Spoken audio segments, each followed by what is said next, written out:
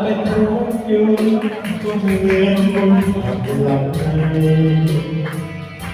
ยิ่งชนอะไรไม่รู้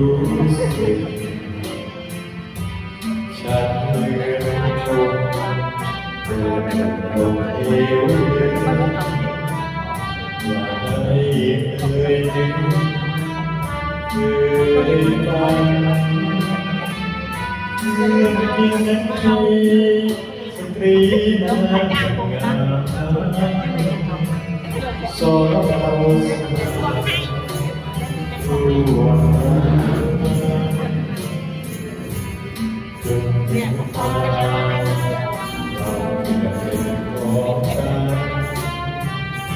ก็เพียงโน้นถ้าไม่มีเป็นวันที่ฉันต้องจำจนตายวันฟ้าน้ำทุกงานแต่ใจฉันคือประมาท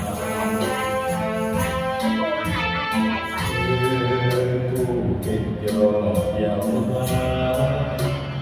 ให้พบเธอที่บ้านอยู่กับลูกและสามีเมื่อเป็นรถยนต์ที่ชนกันนอกเส้นทางฉันแค่ขาดสองเสียแล้วที่คิดดู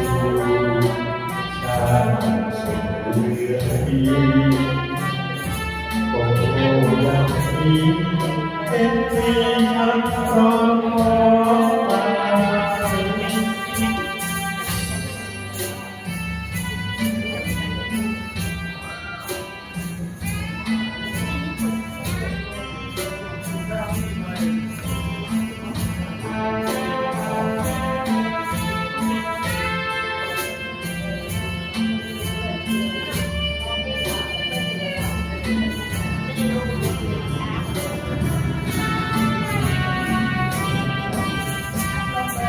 เมื่อเป็นรถยนต์